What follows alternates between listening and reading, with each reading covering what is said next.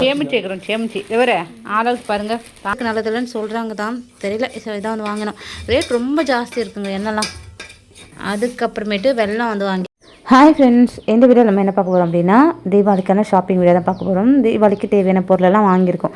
என்னென்ன வாங்கியிருக்கோம், எங்கெல்லாம் போகணும்னு தான் பார்க்க போகிறோம். ஸோ வாங்க வீடியோக்குள்ளே போகலாம். ஃபஸ்ட்டு வந்து முறுக்கு மாவு அரைக்கலாம் அப்படின்னு சொல்லிட்டு போயிட்டோம். முறுக்கு மாவும் அரைச்சாச்சு. முறுக்கு மாவு எடுத்துகிட்டு போகும்போது பார்த்தீங்கன்னா பாதி தாங்க இருந்தது. அரைச்சி முடித்தா மாவு வந்து டப்பா ஃபுல்லாக வந்துருச்சு. அதுக்கப்புறம் டப்பாவை மூடவே முடியல, ரொம்ப சூடு வேறு. அங்கே அதை ஆற வைக்கிறதுக்கான இடமும் இல்லை. அதுக்கப்புறம் இல்லையா மாவு எல்லாத்தையும் நல்லா அழுத்தி வச்சு மூடி என்னோடய ஹஸ்பண்ட் எங்கிட்ட கொடுத்துட்டாங்க. அதுக்கு நான் லிஸ்ட்டு எல்லாமே போயிட்டேங்க. வீட்டில் லிஸ்ட்டு எடுத்துக்கு ரொம்ப டைம் ஆகிடுச்சுன்னு சொல்லி கடையில் வாங்கிக்கலாம் அப்படின்னு போனால் எனக்கு அங்கே ஞாபகமே வரல. யோசிக்கிறேன், நிறைய திங்ஸ் வந்து மிஸ் ஆகிடும் அப்படின்னு தோணுச்சு. அப்புறம் அங்கேயே ஒரு பேப்பர் வாங்கி லிஸ்ட்டெல்லாம் எழுதியாச்சு. கடையில் சரியான கூட்டங்க.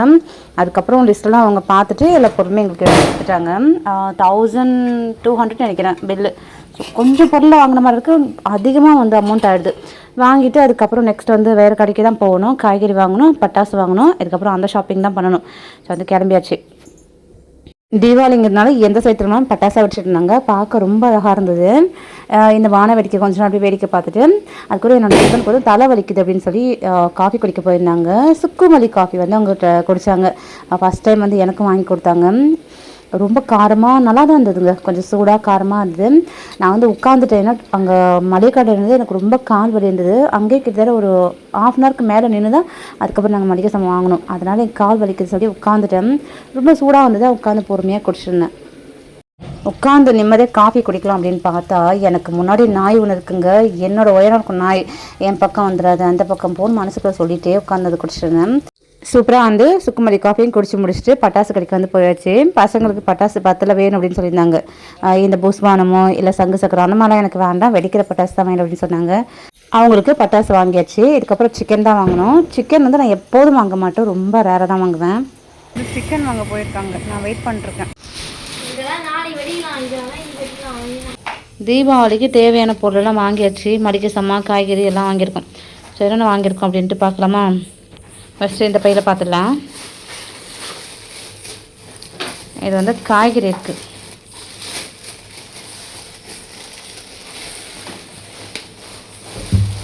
வெயிட்டாக இருக்கே, தூக்க முடியல. தூக்கு பையில்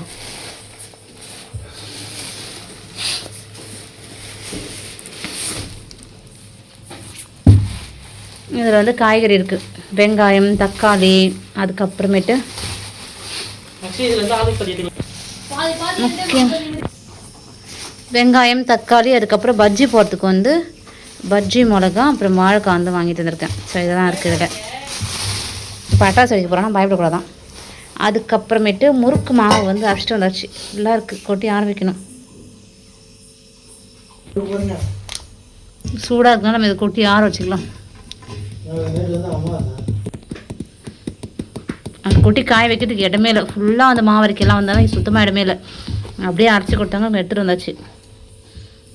உடனே வீட்டுக்கு வரவே இல்லை. எல்லாம் ஷாப்பிங்லாம் முடிச்சுட்டு வரதுக்கே டைம் ஆகிடுது. இப்படியா புட்டு மாதிரி இருக்குது. இது ஒரு கரண்டி வச்சு மிக்ஸ் பண்ணி விடு. அதுக்கப்புறமேட்டு சிக்கனு, மட்டன் ரெண்டுமே வாங்கிட்டு வந்துருக்குறோம். சிக்கன் வந்து கொஞ்சம் எவ்வளோ பாது?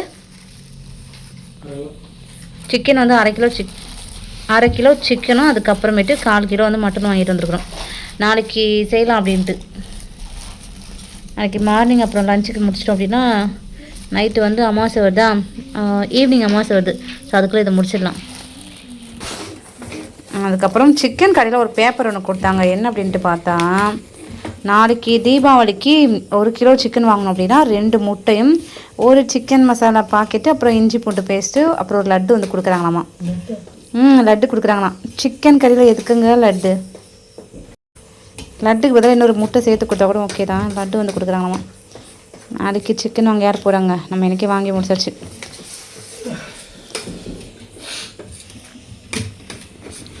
அதுக்கப்புறமேட்டு இது ஃபுல்லாக அந்த மளிகை சாமான் தான் இருக்குது. அதுக்கப்புறம் மளிகை சாமானில் பார்த்திங்கன்னா ஒரு மைதா மாவு பாக்கெட்டு, அதுக்கப்புறம் கடலைப்பருப்பு. இது எதுக்குன்னா சுழியம் செய்யறதுக்கு தான் வாங்கியிருக்கிறேன். அதுக்கப்புறம் குலோப் ஜாமுன் பாக்கெட் வந்து வாங்கியிருக்கிறேன்.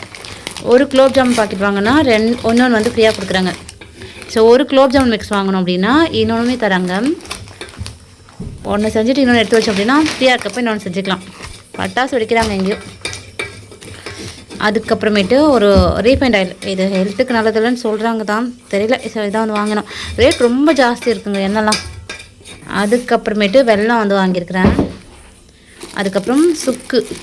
இது எதுக்குன்னா அதிரசம் பண்ணுறதுக்கு தான். அதிரசம் எனக்கு ஒரு தடவை தான் நல்லா வந்தது. இந்த டைம் எப்படி வரப்போகுதுன்னு தெரில. ஸோ வாங்கியிருக்கேன். ஏன்னா அதிரசம் வச்சு நோன்பு வந்து எடுக்கணும். அதுக்கப்புறம் வந்து திரிசல் வாங்கியிருக்கிறேன்.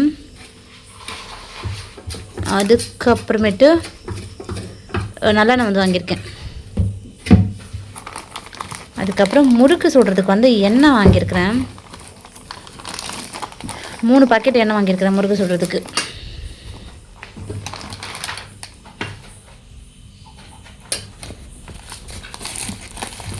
அதுக்கப்புறமேட்டு சர்க்கரை வாங்கியிருக்கிறேன். குலோப் ஜாமுன்லாம் செய்யணுமா, அதுக்கு வந்து ஜீரா ரெடி பண்ணுறதுக்கு சர்க்கரை வாங்கியிருக்கிறேன். அதுக்கப்புறமேட்டு பேஸ்ட் வாங்கியிருக்கிறேன். வெந்தயம், கடுகு, அப்புறமேட்டு எள்ளு. எதுக்கு அப்படின்னா முறுக்கு செய்ய போகிறோம் இல்லையா, அதுக்கு போடுறதுக்கு எள்ளு வாங்கியிருக்கேன். கருப்பெல் போட்டால் நல்லாயிருக்குன்னு சொல்லிட்டு கருப்பெல் ஒன்று வாங்கியாச்சு. அப்புறம் ஓமம் இருந்து முறுக்கு சுட்டு தான் வாங்கியிருக்குது. நிறைய என்ன பண்ண போகிறோன்னு தெரில, ஆனால் இப்படி தான் கொடுக்குறாங்க. சரி, இது வாங்கியிருக்கோம்.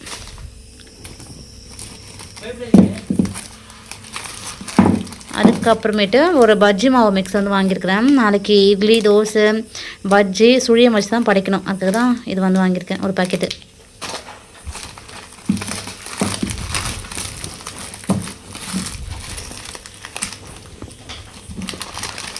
அதுக்கப்புறம் வந்து மிளகு, அதுக்கப்புறம் சீரகம் இருக்கிறேன்.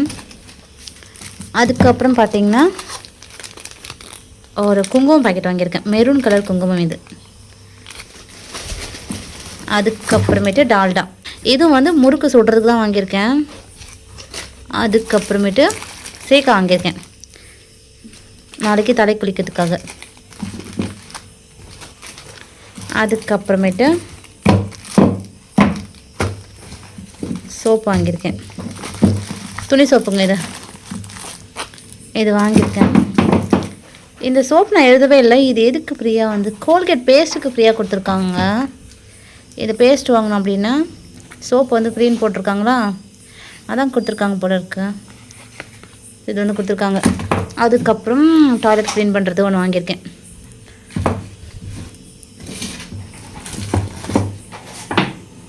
அவ்வளோதான், ஃபுல்லாக வந்து எடுத்து வச்சாச்சு. இது எல்லாமே எடுத்து அரேஞ்ச் பண்ணணும். அரேஞ்ச் பண்ணி முடிச்சுட்டு இதுக்கப்புறம் போய் முறுக்கு தான் சுட போகிறேன். சுட்டு எடுத்து வச்சிட்டோன்னா ஒரு 2 மணிக்கு ஸ்டார்ட் பண்ண அப்படின்னா 4 மணிக்குள்ளார எல்லாத்தையும் சமைச்சு முடித்து படிச்சிடுவேன்.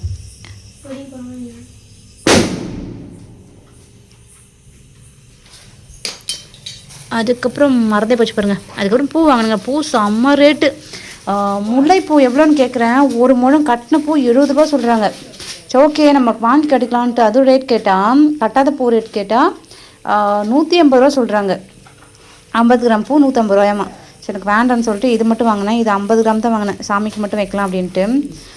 இது நாளைக்கு ஒரு நாள் வச்சுட்டு அதுக்கப்புறம் இந்த கேதாரம்மன் நோன்பு வருமா, அதுக்கு தனியாக வாங்கிக்கலாம் அப்படின்ட்டு. ஏன்னா நோன்பு அன்னைக்கு ஃப்ரெஷ்ஷாக தான் வாங்கணும். பாருங்க, இந்த பூ இந்த ரேட் விற்கிது. இது 20 ருபீஸ். இது வாங்கினது கொஞ்சம் நல்லாயிருக்கும். நடுவில் கொஞ்சம் குங்குமம் வச்சுட்டு சாமிக்கு வைக்கிறேன்னா பார்க்க ரொம்ப அழகாக இருக்கும். அதனால் ஒயிட் கலர் மட்டும் வாங்கினேன். அதுக்கப்புறம் பசங்களுக்கு வந்து பட்டாசு வாங்கினேங்க. பட்டாசு கேட்டுகிட்டே இருந்தாங்க. பட்டாசு இதை பார்க்கவே பயங்கரமாக இருக்குது. நல்லா மத்தா பிடிக்கிறாங்க. இதை பார்க்கவே பயங்கரமாக இருக்குது. இந்த பட்டாசு வந்து வாங்கணும்.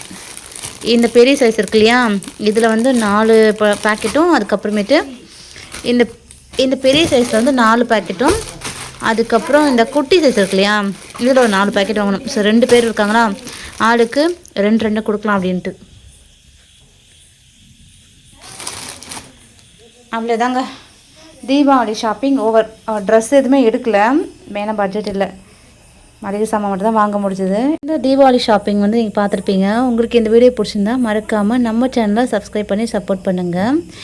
இன்னொரு வீடியோவில் பார்க்கலாம். அது வரைக்கும் பாய்.